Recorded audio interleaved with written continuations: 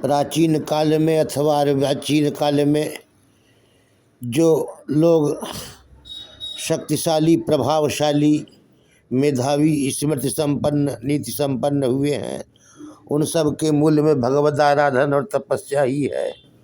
तपस्या ही है।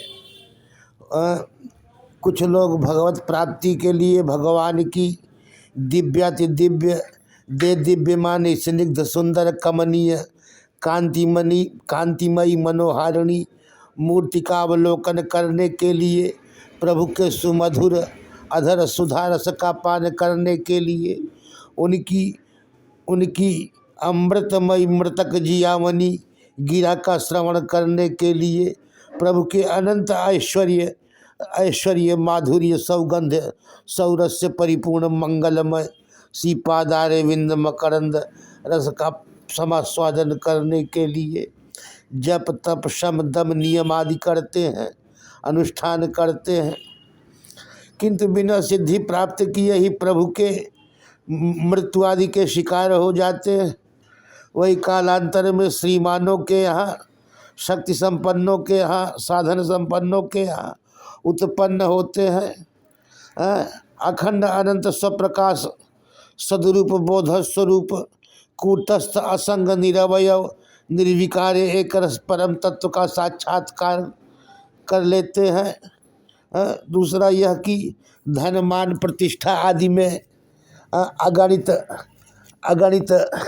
धन संपत्ति की आसक्ति में फंस कर प्रभुत्व और प्रतिष्ठा के घमंड में चकनाचूर होकर संगमरमर के सुधा धवलित गगन भेदी सुरम्य सौंधों की बाह्य चमचमाहट में अंधा होकर एवं माया की मूलभूता ममता की मूर्ति जाया की छाया में शीतलता का अनुभव करता है।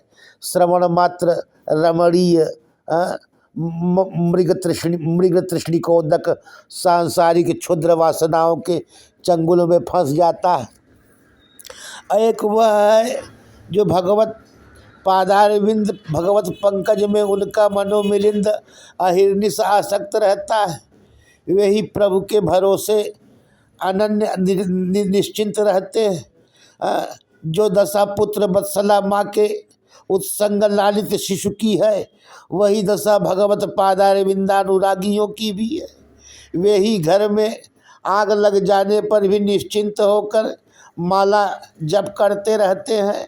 भक्त वत्सल भगवान अपने ऐसे विश्वासी भक्तों का योगक्षेम स्वयं वहन करते हैं।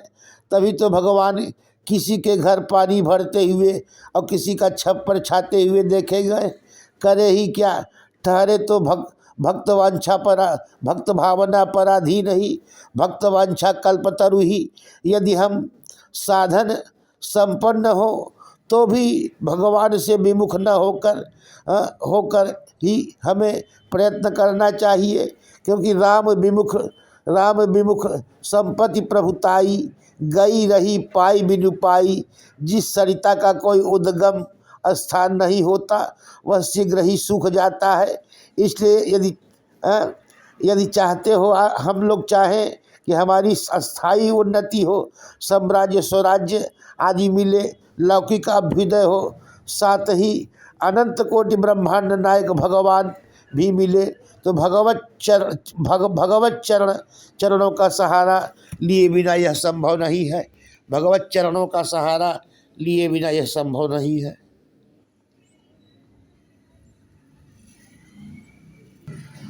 हाँ, और संसार तो मरुमरीचिका का जल है। रोज बढ़ता हूँ जहाँ से आगे, फिर वहीं लौट के आ जाता हूँ। 12 तोड़ चुका हूँ जिनको, फिर उन्हीं दीवालों से टकराता हूँ। न जाने कितने नए शहर बसते हैं रोज और धरती में समा जाते हैं। जलजलों में थी जरा सी गर्मी, वो भी अब रोज आ जाते हैं। जिस्म से रूह तलक रेत ही रेत है, न कहीं धूप न कहीं छाया न कहीं शराब। नब्ज बुझती भी है, भड़कती भी है, दिल का मामूल है घबराना भी। रात के अंधेरे ने अंधेरे से कहा, एक आदत है यूँ जिए जाना भी। गोशे गोशे में खड़ी है मस्जिद, न जाने क्या शक्ल हो गई मैं खाने की। वो कहते थे मैं समुंदर हूँ, मेरे जेब में तो कतरा भी नहीं।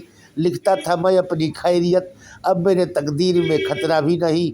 तू हसीन कलियों से आगो सजा ले भी तो क्या, मुस्कुरा ले भी तो क्या, अपने गमखाने में एक शम्मा जला ले भी तो क्या। वक्त की तलखी गुफ्तार तो मिटने से रही, चूम लूँ चाँद के शफ़ाक़ किनारे भी अगर, उड़ के तोड़ लूँ रंगीन सितारे भी अगर, उड़ के तोड़ लूँ रंगीन सितारे भी अगर, मोड़ दूँ जिस्म की बहती हुई धारें भी अगर, पी भी लूँ मस्त निगाहों के इशारे भी अगर, तलखी है जिस्म मिटा दूँ उठा के सागर, मंजरे गम बदल दूँ जो फिर दो से नज़र। ये रविश ये हालात बदल भी जाए, ये शऊर ये जज्बात बदल भी जाए, घुट के रह जाएगी एक दिन सिसकती आवाज़। धूल है रेत है सहरा है, यहाँ कहाँ प्यास बुझाने निकले। चाँद को रात में मौत आई थी, लाश दिन को उठाने निकले। यहाँ तो सब मृत्यु छिन्न भिन्न कर देगी, कुछ क्षण के लिए ही सब कुछ है। धूल है रेत है सहरा है, यहाँ कहाँ प्यास बुझाने निकले।